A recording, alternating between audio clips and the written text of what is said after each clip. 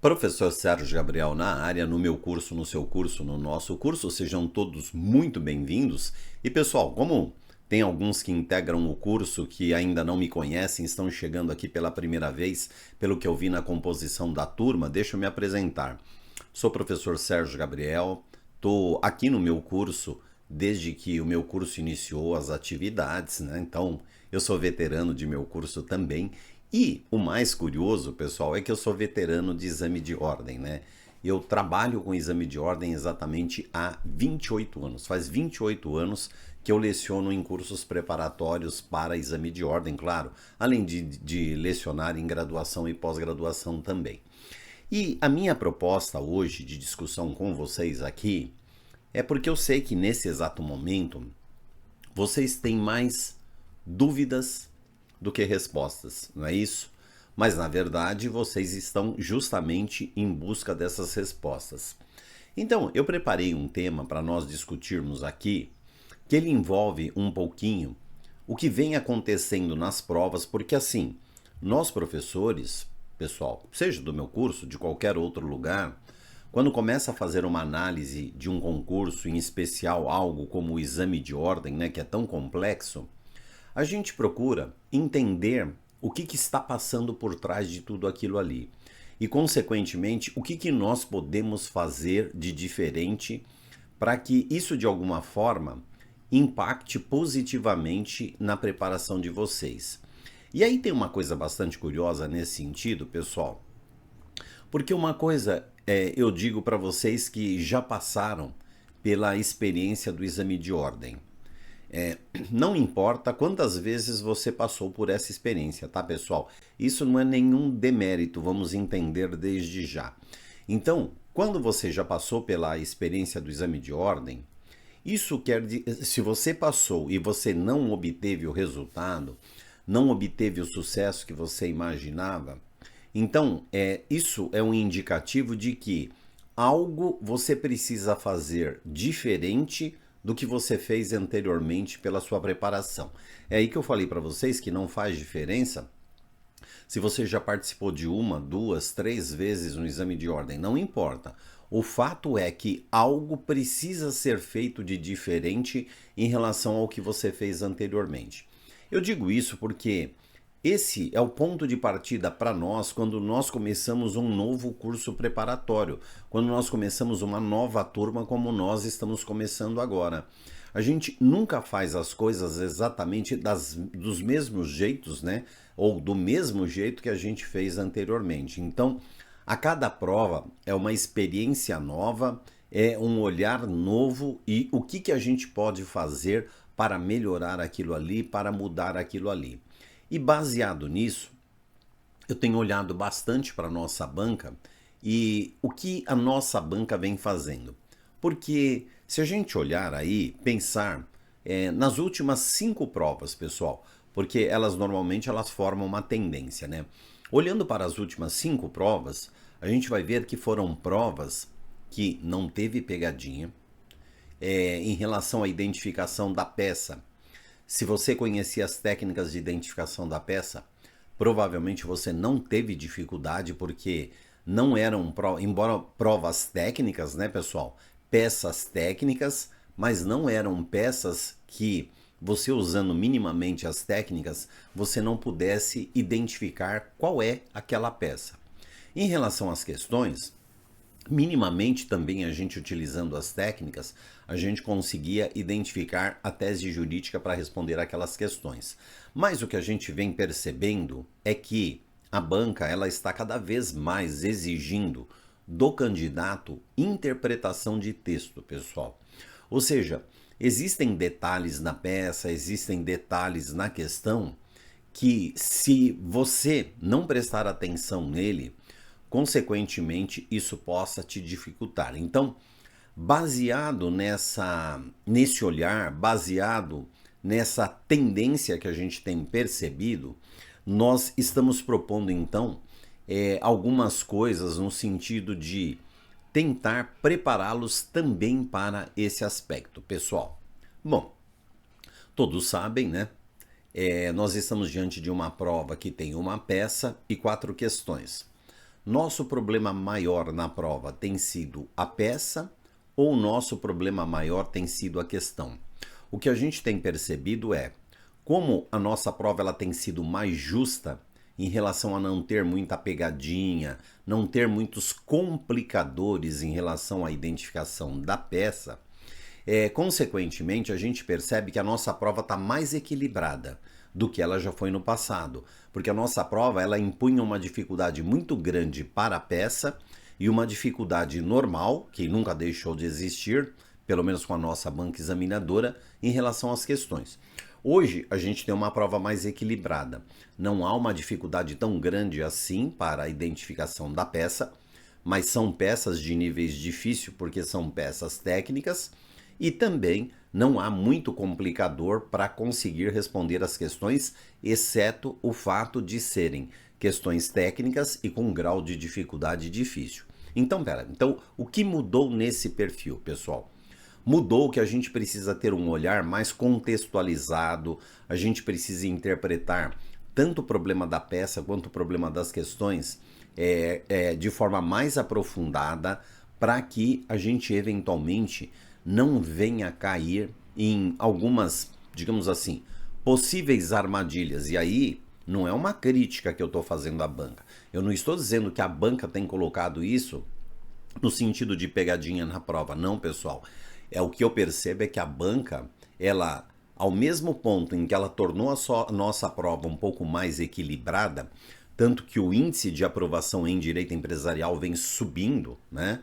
Então, ao mesmo tempo que ela criou uma prova mais equilibrada, ela também está exigindo um pouco mais do candidato. Então agora, eu não sei, eu nem diria para vocês mais que dá para a gente usar o termo pegadinha. Não daria para a gente falar assim, olha, cuidado que a nossa banca tem algumas pegadinhas. Não, eu diria para você, cuidado que a nossa banca está exigindo um pouco mais de interpretação. Então você vai precisar ser mais atencioso, você vai precisar ter um olhar mais rigoroso com o problema da peça, para que você exatamente possa entender o que está sendo cobrado. Eu vou trazer até aqui alguns exemplos para vocês entenderem um pouco do que é que eu estou falando, pessoal. Que vocês vão perceber que isso apareceu de forma nítida nessa última prova. Então, dá para a gente trabalhar um pouco isso para vocês entenderem um pouco. O outro aspecto, pessoal, então, considerando que a nossa prova tem sido uma prova mais justa, né? Eu preciso e eu não posso, de forma alguma, sonegar isso da minha preparação. Eu preciso dominar as técnicas. As técnicas que o meu curso fornece para você trabalhar na prova, são técnicas testadas e aprovadas e que elas podem sim levar você a identificar e elaborar a peça lá na hora da prova. No entanto, pessoal, e a prova maior disso é que vem subindo o índice de aprovação em direito empresarial. A gente não costuma ter uma quantidade grande de candidatos na prova de direito empresarial, né?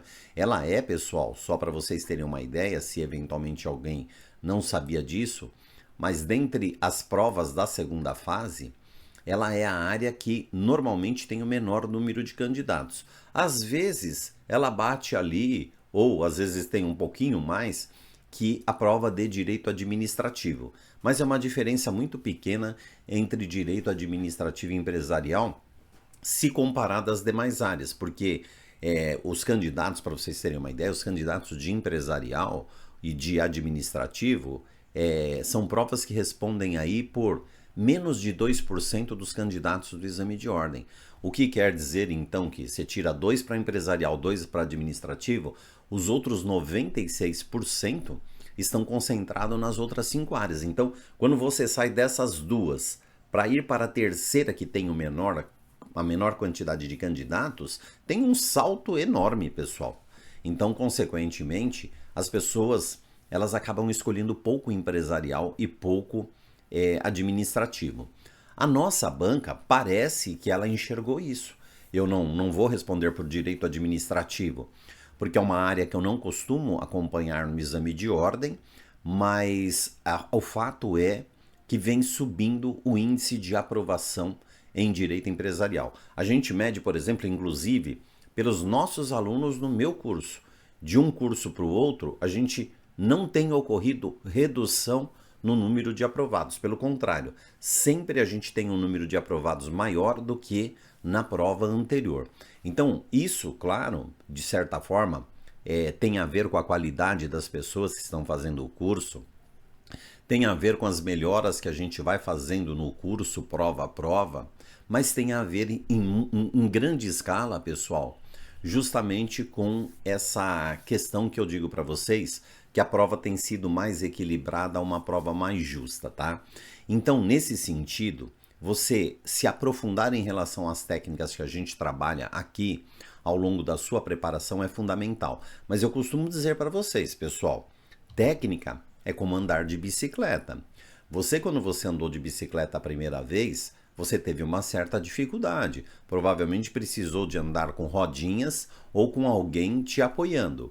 Agora, se entre a primeira experiência e a segunda experiência de andar de bicicleta, você foi deixando um tempo longo porque você tinha medo, quando você for andar a segunda vez, você vai sentir as mesmas dificuldades que você sentiu a primeira. Ao contrário, se você procurar andar várias vezes, vai diminuindo cada vez mais essas dificuldades e vai ficar fácil você andar de bicicleta. Então, pessoal, as técnicas que a gente vai discutir aqui, elas precisam ser exercitadas. E às vezes eu já ouvi isso de aluno, professor, mas eu compreendo muito bem aquela técnica, aquilo é muito básico. Então eu não fico usando a técnica, por exemplo, nos meus simulados. Eu já vou direto para o que interessa. Então, não é, pessoal. Aí chega lá na hora da prova, você pega um problema com um grau de dificuldade um pouco maior, só que aí você já não tem tanto a afinidade de trabalhar com a técnica, porque você não trabalhou com ela, porque você acreditava que ela já estava assimilada na sua cabeça.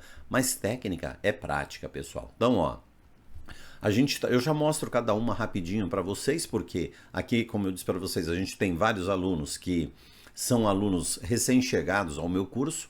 A gente trabalha a teoria das peças mestras, a gente trabalha a chamada técnica das perguntas, a técnica dos clips, que é o resultado direto da marcação de Vadd-Mécon, e a técnica de identificação da tese jurídica, que tanto serve para você fundamentar a sua peça, como serve para você responder as questões. Então, pessoal, essas técnicas a gente percebeu que não há nada nelas que a gente precise mudar, porque elas estão atendendo prova a prova, principalmente esses últimos 5 exames, elas estão atendendo satisfatoriamente a possibilidade de você chegar a uma resposta, tanto na peça quanto nas questões. Então, só para aqueles que estão chegando agora, para entender um pouco, a primeira sugestão que a gente dá a todo mundo que está trabalhando conosco, seja na hora que você vai resolver uma prova anterior, seja na hora que você vai responder um simulado, e depois você vai fazer isso no exame de ordem, a primeira coisa é você olhar para o problema do exame de ordem e verificar se na narrativa do problema não existe um processo em andamento. Porque se o seu problema for omisso em relação à existência de um processo, você já pode cravar que a sua peça é uma petição inicial. E a partir do momento que você identificou que é uma petição inicial, metade do caminho já está percorrido. Agora, o que eu preciso é colocar a ação correta dentro dessa petição inicial, que depende das demais técnicas que eu vou mostrar para vocês. A segunda possibilidade, no olhar que você vai ter para o seu problema no exame de ordem, é você verificar se já existe um processo em andamento e se nesse processo em andamento tem uma decisão judicial que o seu cliente pretende questionar. Ora, pessoal, a forma de se questionar decisão judicial é através de recurso. Então, se o seu probleminha falar que já tem um processo em andamento, nesse processo houve uma decisão, você olha lá na parte de baixo do problema o que o seu cliente deseja. O meu cliente quer questionar aquela decisão judicial, quer anular aquela decisão judicial, quer reformar aquela decisão judicial. Então, você já sabe que a sua peça é um recurso. Meio caminho andado. Preciso saber agora qual é o tipo de recurso que eu vou colocar dentro da minha peça. Terceira possibilidade, pessoal. Olhei para o meu probleminha do exame de ordem, já tem um processo em andamento. Só que nesse processo narrado não tem uma decisão judicial. Então, se não tem uma decisão judicial, muito provavelmente é uma petição intermediária. Então, é aquela que nós vamos precisar das outras técnicas para saber que tipo de petição intermediária seria possível.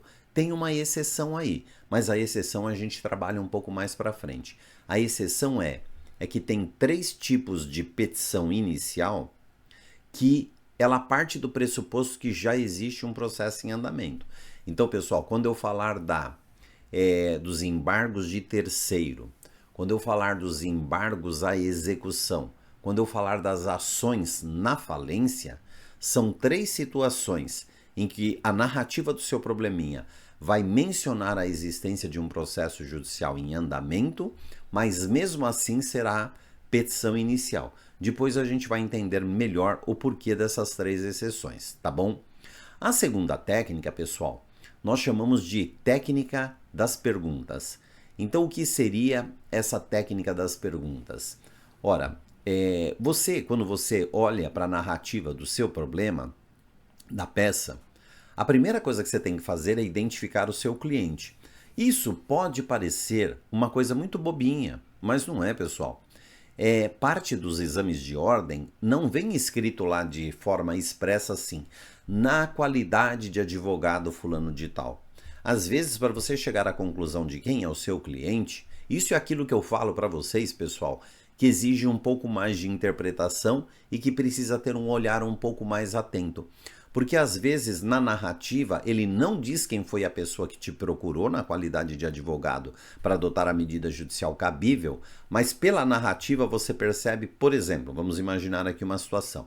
Ele não fala que o seu cliente é o réu naquele processo que já está em andamento, mas todos os argumentos no processo são argumentos no sentido de negar aquilo que o autor está imputando na ação. Ora, então, se os argumentos são negativos, então é porque o meu cliente é o réu.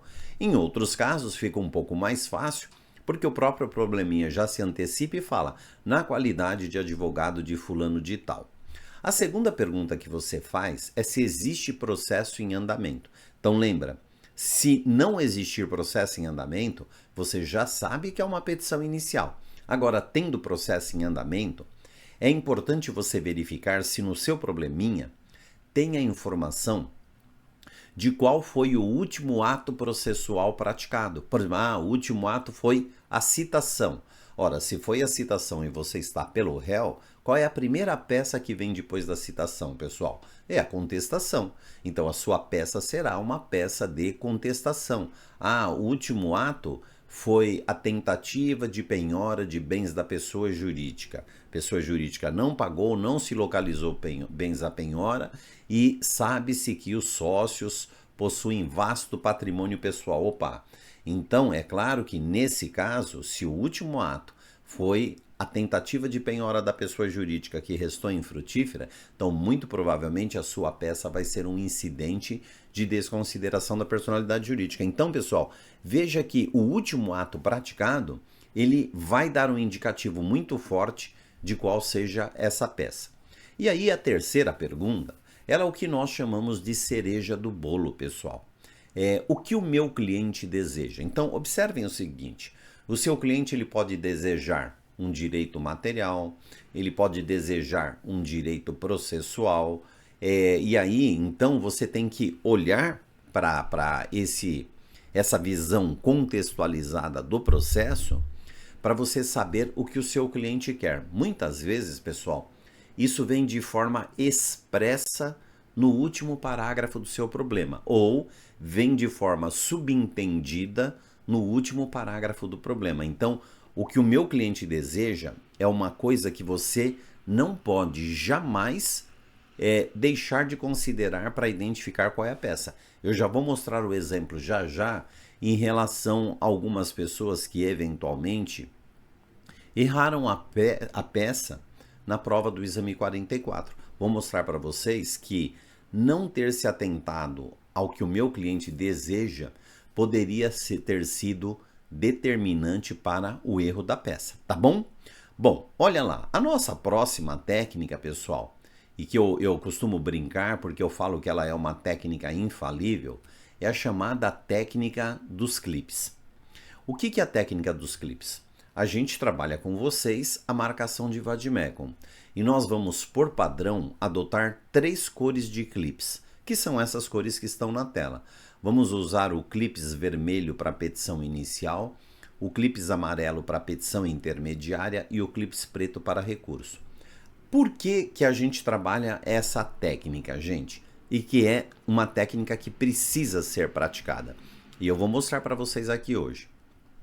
É que quando você identificou pela teoria das peças mestras que a sua peça é uma petição inicial, por exemplo, você respondeu aquelas perguntas, mas mesmo respondendo aquelas perguntas, você ainda não consegue concluir qual é a ação que você colocaria dentro daquela petição inicial. Então, na pior dos cenários, pessoal, o que você vai fazer? Você vai esquecer os demais clipes no seu vademecum e você agora vai verificar clipes por clipes do vermelho. Pela nossa técnica de marcação, onde você colocou um clipes vermelho na lombada superior do vademecum, é porque ali tem uma petição inicial. E o artigo referente àquele clipes, ele estará grifado, porque a nossa orientação é, quando a gente ensina vocês a marcarem vademecum, é grifar a primeira linha do artigo onde está aquela determinada petição inicial.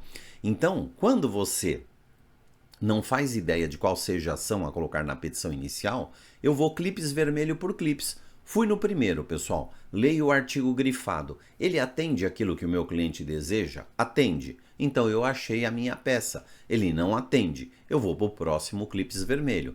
Então veja que costuma ser uma técnica infalível no sentido de se achar efetivamente qual seria a ação a ser colocada dentro da petição inicial, se esse for o caso, tá bom? Bom, a partir do momento que você agora cravou a peça, você já identificou, você já sabe qual é a ação, já sabe qual é a petição intermediária, já sabe qual é o recurso, o nosso grande problema, ele está aqui, pessoal, é achar a tese jurídica. E aí, quando eu falo de achar a tese jurídica, a gente precisa de técnica, pessoal, porque a mesma técnica jurídica, a mesma tese, a mesma técnica que a gente usa para identificar a tese para a peça é a técnica que a gente usa para identificar a tese para as questões. Como funciona isso? Só para vocês entenderem um pouquinho, pessoal. A primeira coisa é você olhar para o seu problema e você ver qual é o tema que o seu problema da peça, o seu probleminha da questão está tratando. Esse tema ele vai te ajudar a localizar a legislação que trata daquele assunto. Só que pode ocorrer 2 situações, pessoal. Pode ser que a lei em que está aquele seu tema é uma lei muito grande, ou pode ser que exista mais de uma lei possível tratando daquele tema. Então, uma coisa que ajuda muito é nós identificarmos também, dentro do nosso problema ou dentro da nossa questão, um eventual subtema que trate daquele determinado assunto. Agora, a partir do momento que eu já identifiquei o tema e o subtema, eu vou iniciar o meu trabalho de pesquisa. Então, é claro que, se minimamente eu já sei em que lei está aquele tema, eu vou diretamente para dentro da lei. Agora, se porventura eu não conseguir imaginar qual seja a lei que trate daquele tema, ou eu não tenho certeza, você vai usar os índices, pessoal. No vademecum de todos vocês, independentemente de qual seja a editora, logo no comecinho, segunda, terceira, quarta página, isso vai variar de editora para editora, vai ter os índices gerais. E aí dentro dos índices, dentro de cada lei, vai ter o índice alfabético. Então você vai abrir o índice alfabético, você vai ver que o primeiro de cada VAD é o índice alfabético da Constituição Federal. Você abre lá e procura o seu tema. E um detalhe, né, pessoal? O seu tema, ele pode ser exatamente aquela palavra que você localizou no problema do exame de ordem, ou outra palavra que tenha o mesmo tipo de significado, tá? Por isso que é tão importante a gente praticar as técnicas, pessoal, porque você vai ficando cada vez melhor nessa coisa, tá? Agora, a partir do momento que no índice eu encontrei a lei ou as leis que trata disso, eu vou abrir essa lei para verificar então se lá eu consigo encontrar a minha resposta. Dentro da lei, vocês vão ver que vários artigos, pessoal, eles já têm aquelas chamadas notas remissivas. Por exemplo, vide artigo tal, vide lei tal. Então isso, principalmente em relação à peça, vai ajudar muito você a engrandecer as suas teses jurídicas, porque peça, pessoal, na maior parte dos casos tem 2, 3, 4, 5 teses. Nas questões, dificilmente vai passar de 2 teses em uma questão, mas na peça sim. Então, vamos explorar as notas remissivas para enriquecer um pouco nossas teses jurídicas. E o último aspecto, pessoal, não deixem também de dar uma olhadinha no índice das súmulas. Por quê, gente? Empresarial, como eu sempre coloco para o pessoal, a gente tem pouquíssimas súmulas que aparecem na prova. Mas toda vez que para aquele determinado assunto tinha uma súmula, essa súmula aparece no espelho de correção. Então não deixem de dar uma passada no índice alfabético de súmulas para procurar se não tem uma súmula tratando daquele assunto. Muitas vezes, nas próprias notas remissivas, já vai ter uma remissão para você ir para a súmula tal do STJ, súmula tal do STF, assim sucessivamente. Agora, quando eu falei para vocês que nessas últimas provas o examinador está exigindo um pouco mais de atenção da nossa parte, um pouco mais de interpretação, eu peguei aqui o problema do exame 44, vou aumentar aqui na tela para vocês perceberem que quando você começa a fazer a leitura desse problema, você descobre que já tem um processo judicial em andamento. E ainda assim vai ser petição inicial. E por quê? Porque vai cair em uma daquelas 3 exceções que eu falei para vocês, porque o que o nosso cliente pretende aqui é propor uma ação perante o juízo da falência. E ele quer propor uma ação por quê? Observe que o seu cliente, ele não é credor da empresa. Ele, na verdade, o problema deixa claro, porque se você entender que ele é credor, você vai achar que a sua peça é uma peça para ser colocada dentro do processo de falência. E algumas pessoas, algumas não, que eu me lembro, uma pessoa só, me disse que achou que o cliente era credor, porque ele vendeu móveis para a empresa e a empresa recebeu os móveis e não pagou. Só que, pessoal, olha o detalhe, isso está escrito no problema. Olha o que está escrito lá embaixo. Como advogado de na parte final, como advogado de Movelaria Vila Rica Limitada, vendedora dos móveis, você deve propor a medida judicial para a retomada dos bens arrecadados. É aí que eu falo para vocês, pessoal, que tem que ter atenção, porque ele não quer que o seu cliente busque o recebimento pelos móveis vendidos. Ele quer a retomada dos móveis, melhor dizendo. E aí qual é a medida judicial? Então é claro que se é dentro de um processo de falência, você vai procurar medidas que estejam exatamente na lei que trata de falência. Lá dentro vai ter uma petição inicial em que uma pessoa vai tentar recobrar bens que foram arrecadados em um processo de falência, tá? Já já eu vou mostrar isso para vocês. Mas era só para mostrar a importância do olhar, porque o problema deixa claro que o seu cliente não quer receber o dinheiro dele. Se ele quisesse receber o dinheiro dele, a sua peça seria uma peça de habilitação de crédito, que foi o que alguém fez na prova. Mas ele não quer receber. O problema deixa claro que ele quer a retomada dos bens. Houve também quem pediu a anulação, queria pedir a anulação do negócio jurídico. Pessoal, quem pede a anulação do negócio jurídico é o administrador judicial ou um credor, porque existe fraude naquele negócio jurídico. Mas aí nós estamos pela própria pessoa que vendeu os móveis. Então a gente não quer anular porque o nosso cliente não praticou nenhuma fraude. E quem pratica fraude não pede a anulação do negócio jurídico, tá? Então é o olhar atento que a gente tem que ter, pessoal. Eu também separei essa questão, e aí olha que interessante, essa questão é uma questão, você está vendo que ela está trabalhando, ela já coloca textualmente lá, Instituto Nacional de Propriedade Industrial, não é isso?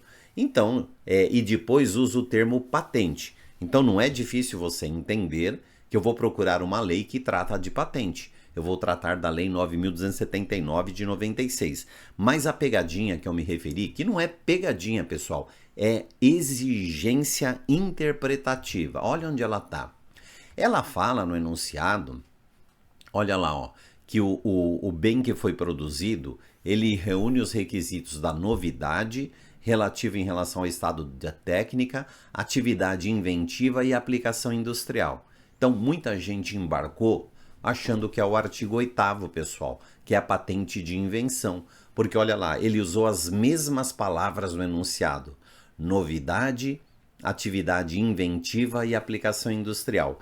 Mas olha, pessoal, como isso merece uma interpretação mais aprofundada. Porque quando você vai no artigo seguinte, que é o 9º, ele traz a patente de modelo de utilidade. E aí você vai ver que aqueles dizeres que estão no problema, na lei, eles estão de forma diferente, mas no mesmo sentido. Então, olha lá, ó, a aplicação industrial, tudo bem, aparece nos mesmos termos. Só que novidade, no artigo 9º, aparece como apresente nova forma. Ora, nova forma é novidade, pessoal. E aí, quando ele fala lá de atividade inventiva, ele coloca aqui no artigo 9º, ato inventivo. Então, vocês percebem, o examinador ele só reescreveu o enunciado da questão com outras palavras que serviriam para ver se você está ou não atento, pessoal. Então, olha, a gente precisa trabalhar melhor essa questão da interpretação.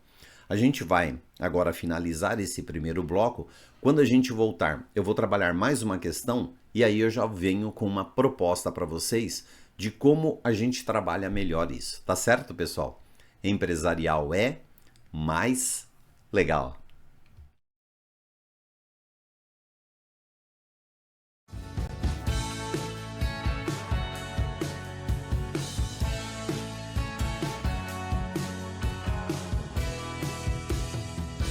Professor Sérgio Gabriel na área, no meu curso, no seu curso, no nosso curso. Pessoal, eu vou retomar aqui porque eu quero entrar na parte técnica, que é a questão do processo civil aplicado ao direito empresarial. Mas eu queria encerrar falando para vocês de como a gente soluciona essa questão um pouco mais interpretativa que vem aparecendo nas nossas provas. Ó, um outro exemplo, né, é exatamente essa questão que está aí na tela, pessoal, que foi uma questão que os nossos alunos disseram que tiveram uma dificuldade muito grande no sentido de tentar identificar justamente qual era o tema que estava sendo cobrado aí para poder buscar essa resposta, porque a maioria fez o quê? Quando olhou para a questão, viu que ela tratava sobre ações ordinárias de uma sociedade anônima. Aliás, eram duas sociedades anônimas envolvidas. Quando eu ia para as perguntas, mais uma vez a pergunta falava lá, companhia, penhora de ações da companhia. A segunda pergunta perguntava, e se a sociedade anônima, ao invés de ser uma sociedade anônima de capital fechado, fosse uma sociedade anônima de capital aberto? Então, pessoal, isso é que eu digo para vocês, que a prova vem exigindo muito mais cautela da nossa parte em relação à interpretação.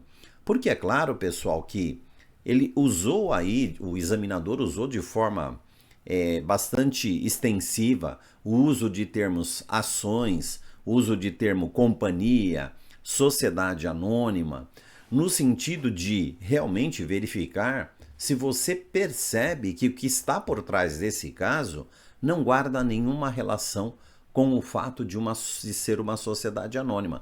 Ou quando muito, esse seria o tema secundário da nossa questão. Por quê, pessoal? Do que efetivamente a nossa questão está tratando. Olha lá, ó. Ela já começa falando no curso da execução de título extrajudicial. Então está falando de uma execução e ele continua, pessoal. Depois ele vai falar na questão A que ele quer informações relativas, regras relativas a penhora de ações. Ora, então penhora é um ato próprio do processo de execução.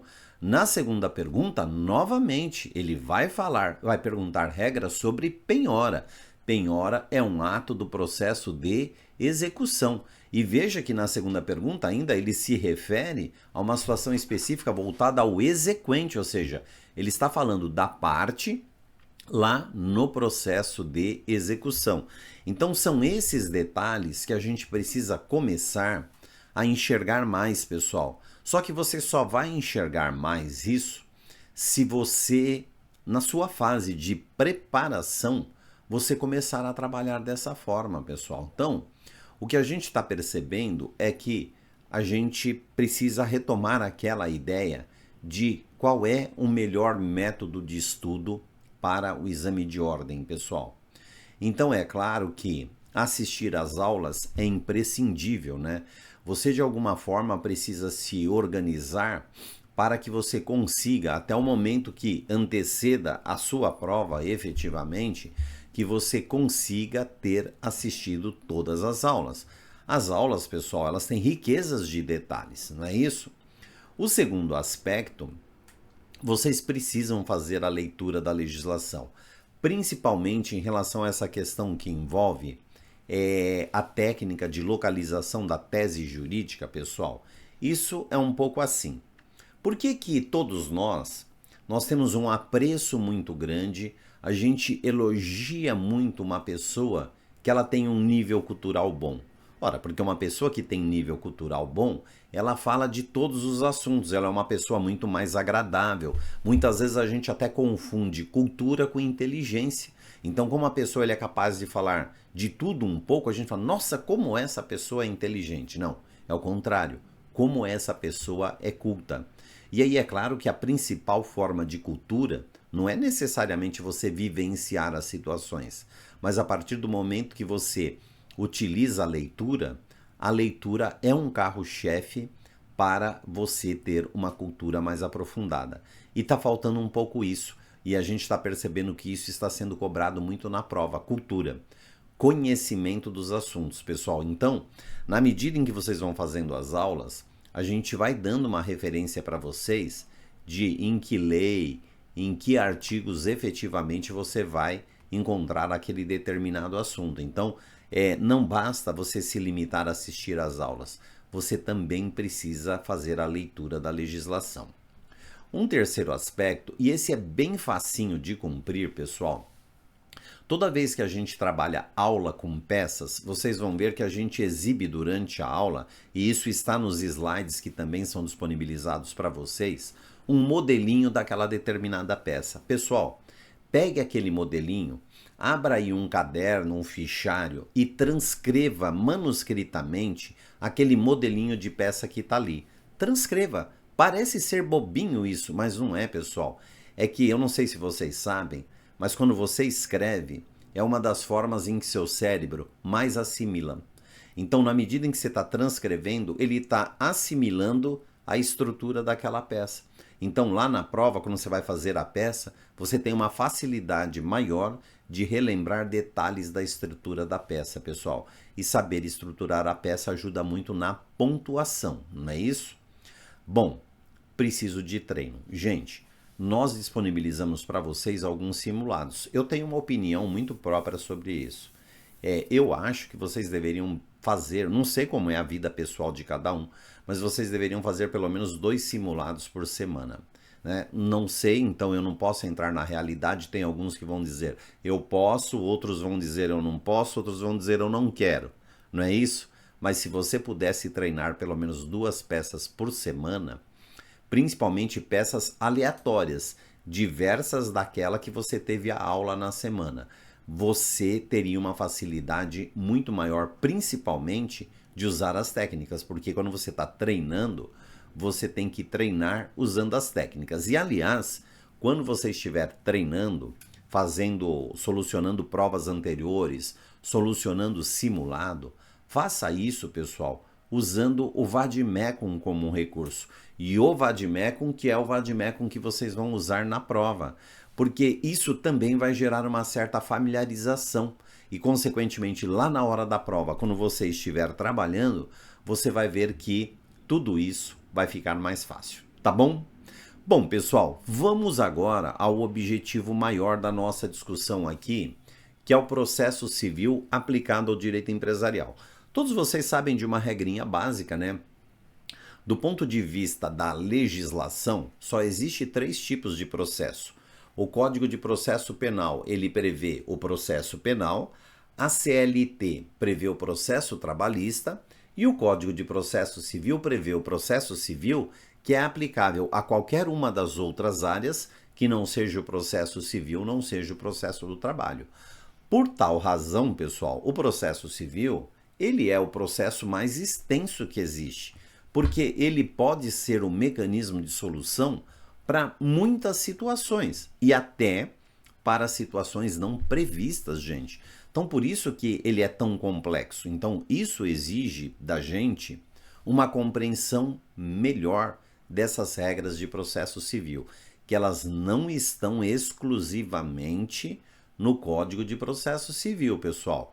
Mas o Código de Processo Civil, ele é o nosso carro-chefe. E aí a gente percebe, isso a gente percebe durante as aulas, isso a gente percebe quando vem a prova, e aí as pessoas vão tirar dúvida do que elas colocaram na prova e do que efetivamente elas deveriam ter colocado lá na prova em relação à peça.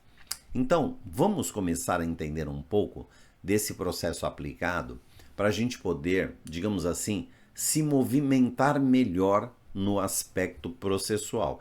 E não pense você que o aspecto processual ele se aplica somente à peça, pessoal. Ora, a gente acabou de ver, teve uma questão no exame número 44, que a questão era sobre processo de execução, a da penhora das ações. Ela não guardava nenhuma relação com direito material, porque o direito material seria as ações, seria a sociedade anônima, mas a questão não estava discutindo isso. A questão estava discutindo a penhora das ações. Tanto que a resposta daquelas questões estava no Código de Processo Civil, no capítulo da penhora, pessoal. Então, o examinador, ele até usou a palavra, falou, vai lá na penhora. Mas nós preferimos ir para a sociedade anônima, preferimos dentro de sociedade anônima procurar a resposta em ações, pessoal. Bom, mas tirando de lado isso, vamos transitar um pouquinho mais no processo. E é claro que aí quando a gente está falando do processo, em grande medida a gente vai falar mais da peça. A grande confusão começa aqui, pessoal. O Código de Processo Civil ele tem 2 procedimentos. Ele tem o procedimento comum e o procedimento especial. Agora, o que a gente tem que observar é, o procedimento comum, ele é um só, na verdade. São regras processuais para um processo. Quando eu falo de procedimento especial, eu não tenho um procedimento especial, pessoal. Eu tenho vários procedimentos especiais. E por eu ter vários procedimentos especiais, isso muitas vezes mexe com a cabeça das pessoas. Todo curso eu vou ter pessoas no plural, que vão ter dúvida.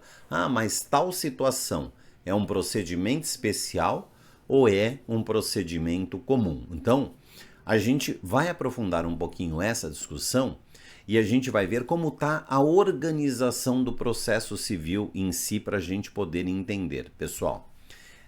Primeiro, qual é processo civil? Não está só no Código de Processo Civil, vamos entender isso, tá, pessoal? Processo civil são regras aplicáveis a qualquer área que utilize o processo civil como mecanismo judicial de solução. Então, não está só dentro do Código de Processo Civil. O Código de Processo Civil é a principal legislação de processo civil, mas a gente vai ver que ela não é a única. Espera aí, professor, como assim? O Código de Processo Civil, ele não é a única legislação que trata de processo civil. Pois é, pessoal. Se você for dentro, e eu já vou mostrar cada uma dessas hipóteses para vocês. Se você for dentro da Lei 9.279 de 96, que é a Lei de Propriedade Industrial, lá dentro tem regras de processo civil. Se eu vou para a Lei 11.101 de 2005, né, foi o caso da peça do exame número 44, caiu uma peça que as regras processuais estavam na própria Lei 11.101 de 2005, a Lei de Falência e Recuperação.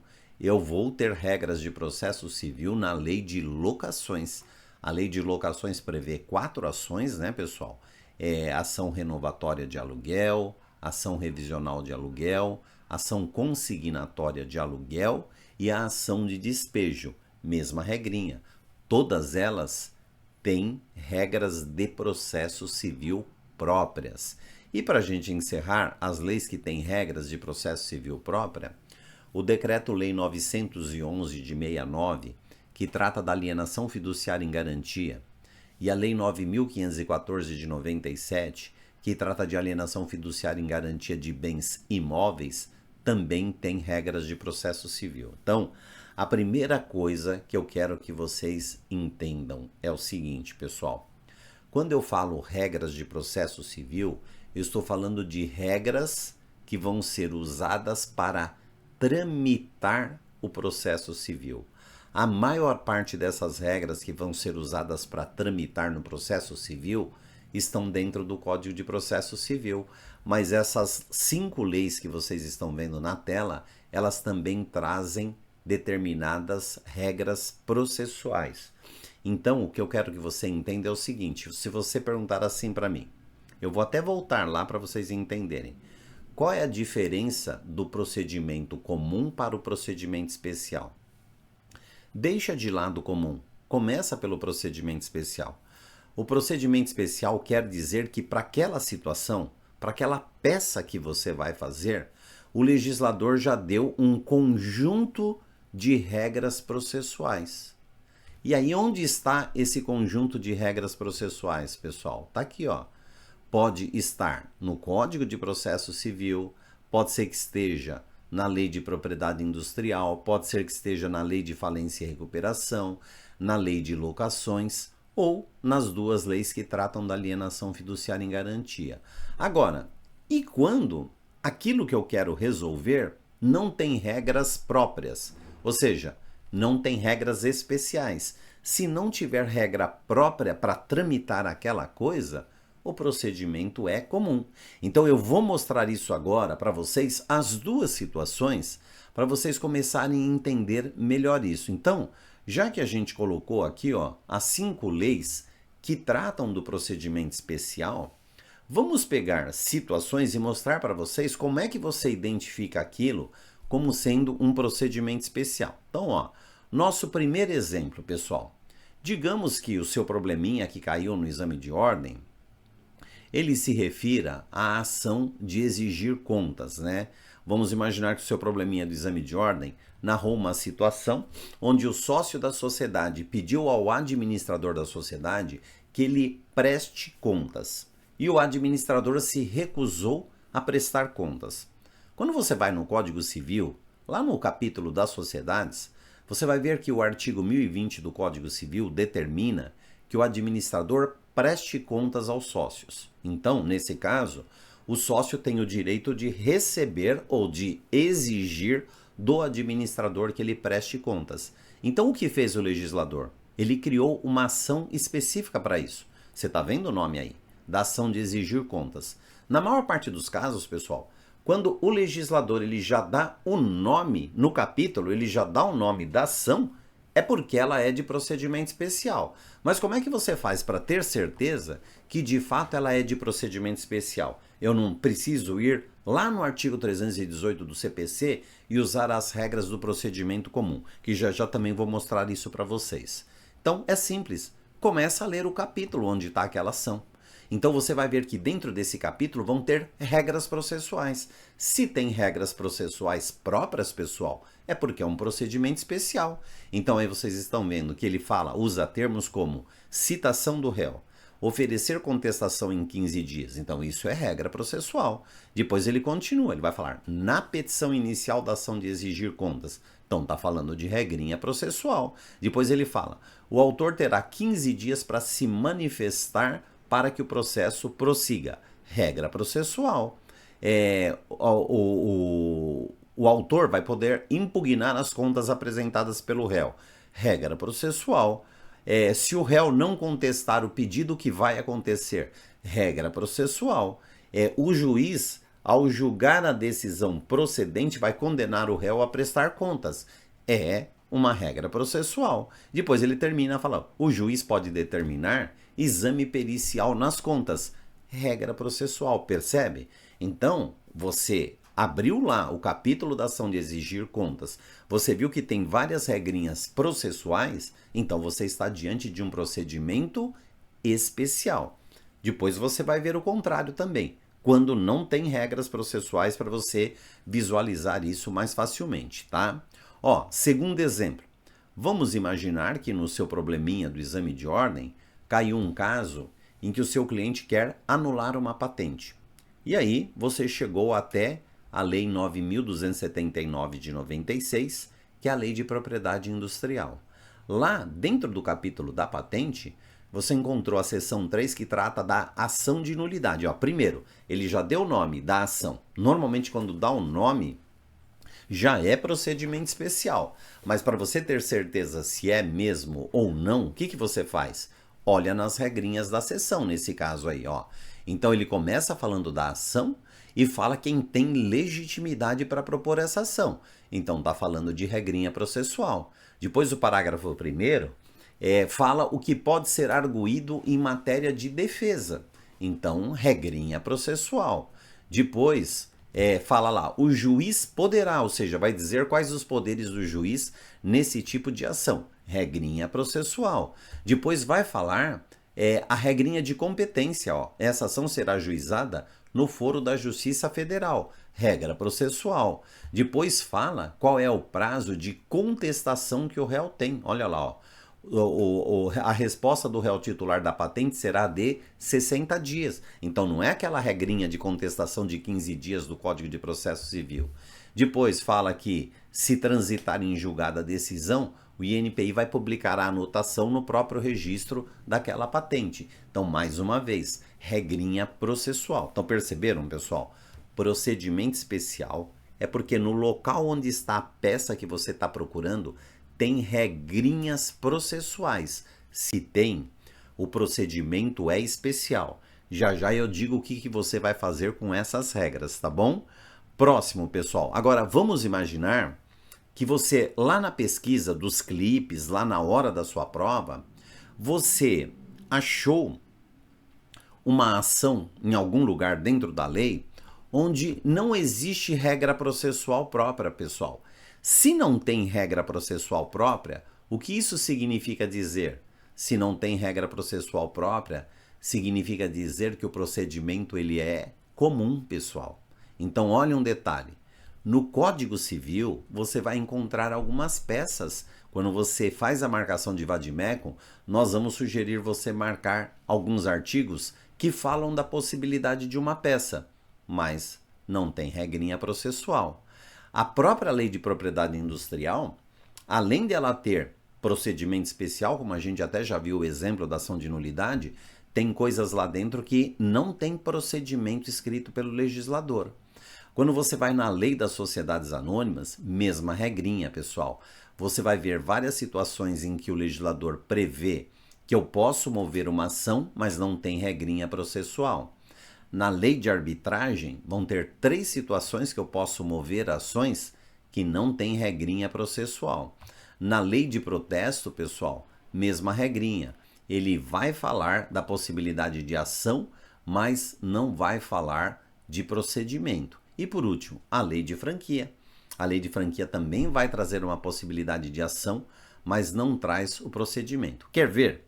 Deixa eu te mostrar isso para isso começar a ficar mais claro. Vamos começar pelo Código Civil, pessoal. Na marcação de vade-mecum, um primeiro artigo que você vai encontrar no Código Civil é o artigo 45, parágrafo único. Então ele está falando lá, decai em 3 anos o direito de anular a constituição das pessoas jurídicas. Então, ele está falando da possibilidade de eu entrar com uma ação para anular, por exemplo, a constituição de uma sociedade. Então, daí nasce uma ação anulatória. Mas você lendo o capítulo que está esse parágrafo único do artigo 45, tem regrinhas processuais? Não tem. Se não tem, pessoal, é procedimento comum. Então, quais são as regrinhas que eu vou usar para fazer a minha ação? As regrinhas lá do procedimento comum do Código de Processo Civil.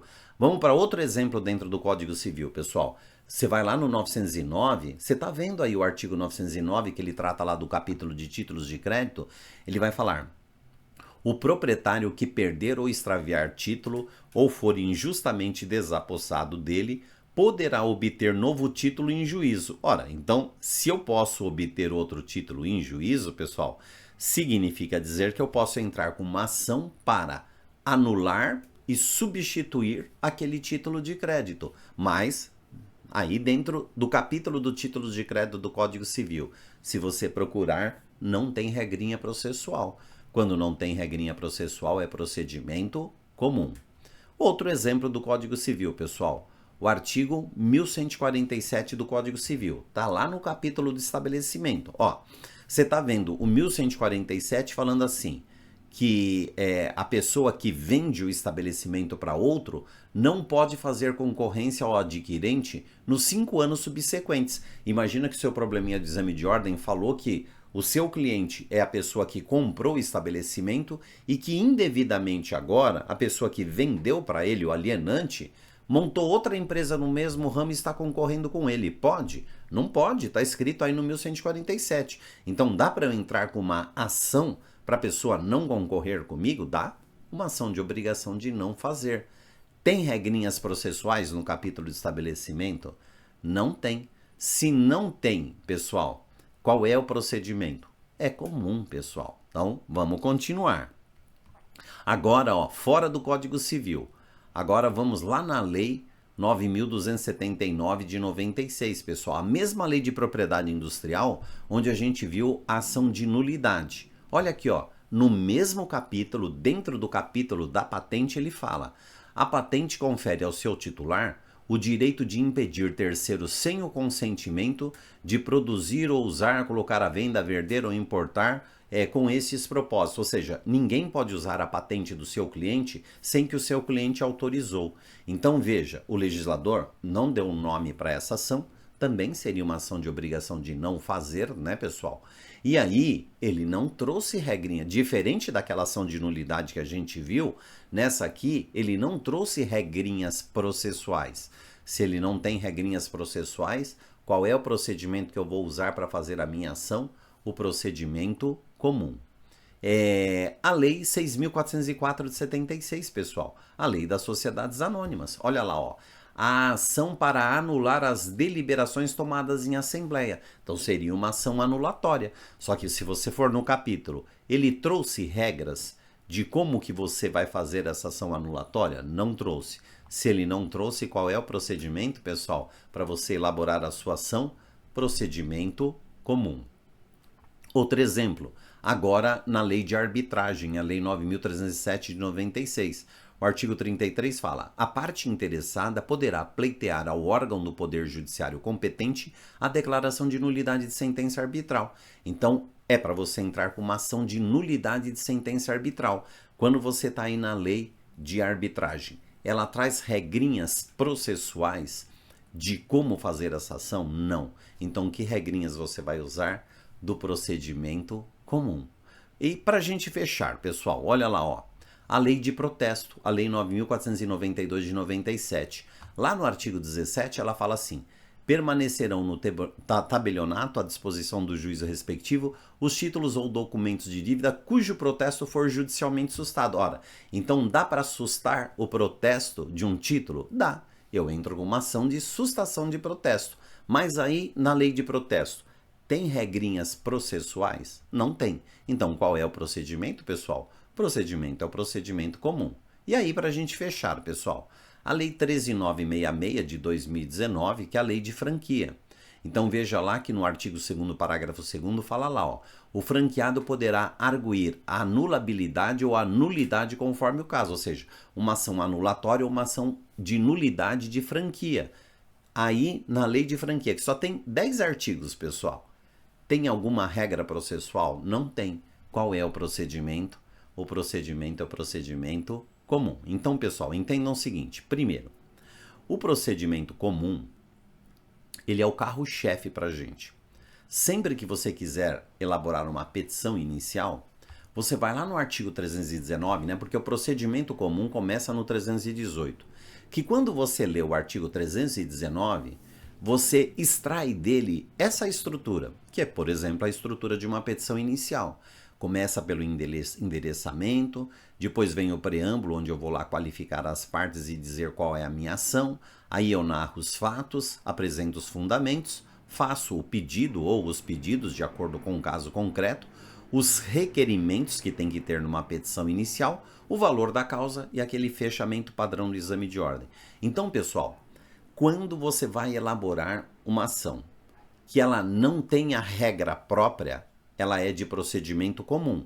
Então, você vai ter o seu foco voltado ao procedimento comum a partir do artigo 318 do CPC, em especial o artigo 319, que ele traz a estrutura da petição inicial. Agora, e se eu for fazer uma peça que é por um daqueles procedimentos especial, professor? Nesse caso, o que eu respeito? Respeito o 319 do CPC ou o procedimento comum? Então, olha o que você vai fazer. Se tem um procedimento comum para aquela ação, como foi o caso que caiu na nossa prova, né? Que na prova 44 que caiu a ação de restituição, né? Ou pedido de restituição, que vem previsto lá no artigo 85, o capítulo tem regras processuais. Então, qual é a primeira coisa que você vai fazer, pessoal? Quando for de processo civil, primeiro leia o capítulo ou a seção que trata daquele procedimento especial. E já anota no seu rascunho tudo o que ele diz que você tem que colocar na sua peça. E aí depois, para você complementar a sua estrutura, aí é que você vai para o 319, pessoal. Mas começa lendo o próprio procedimento. E por que, professor, que eu tenho que começar lendo o procedimento? Pessoal, olha algumas diferenças que podem existir entre o procedimento especial e o procedimento comum. Bom, eu diria que o primeiro não é nem esse item que eu coloquei aí. O primeiro é o nome. Quando é de procedimento especial, em 99% dos casos, o nome da peça já estará no próprio procedimento. Alguns se livraram aí nessa peça, né? No exame 44, que alguns chamaram de ação de restituição. Só que lá em cima do artigo 85 vem escrito assim, pedido de restituição. Então o ideal era colocar o nome que está na própria lei. Mas é claro que o pedido de restituição tem natureza jurídica de ação. Então quem colocou ação de restituição também acertou. Por exemplo, a regra de competência pode ser própria no procedimento especial. Então, você pega, vai lá e olha. Se no procedimento não tiver regra de competência, aí é que você vem nas regras gerais de competência do Código de Processo Civil, que a maioria estão lá no artigo 53. Outra coisinha, fundamentos jurídicos. Você vai ver que muitas vezes, nos casos de ações de procedimento especial, o próprio procedimento ou ele já traz tese jurídica, como foi o caso do exame 44, que a tese jurídica era o parágrafo único do artigo 85, né, da Lei 11.101 de 2005, ou até em notas remissivas você vai encontrar a tese jurídica quando é procedimento especial. Já quando ela é de procedimento comum, você vai ter que fazer aquela pesquisa para encontrar o direito material, tá? Pedido. Na maior parte dos casos de procedimento comum, o pedido ele já vem descrito em um artigo do procedimento. No caso do procedimento comum, você é que precisa criar o seu pedido. Requerimentos. No procedimento especial, muitas vezes, pessoal, tem requerimentos próprios ou até os mesmos requerimentos do 319, mas com algum tipo de adaptação. Por isso que a gente tem que ler o procedimento especial antes. Valor da causa. Alguns procedimentos especiais, eles têm regra própria de valor da causa, pessoal. Outros não. Outros, se não tiver regra própria, o que você faz? Aí você vai lá nas regras gerais do valor da causa, né, no Código de Processo Civil, que é o artigo 292 do CPC. Você encontra, então, o valor da causa, tá? Então, pessoal, a ideia, a proposta era essa. Primeiro você entender a distinção do processo especial para o processo comum e como você usa. Então, se ele é de procedimento especial, se ele é de procedimento comum, a sua base em termos processuais é o Código de Processo Civil. Se ele é um procedimento especial que está dentro do Código de Processo Civil, a sua base é o Código de Processo Civil, mas começando pelo procedimento especial e, se for o caso, complementando com regras do procedimento comum. Agora, se ele é um procedimento especial fora do Código de Processo Civil, olho primeiro as regras processuais lá na lei. O que faltar lá, eu venho buscar aqui no Código de Processo Civil, tá bom? Entenderam agora? Empresarial é mais legal.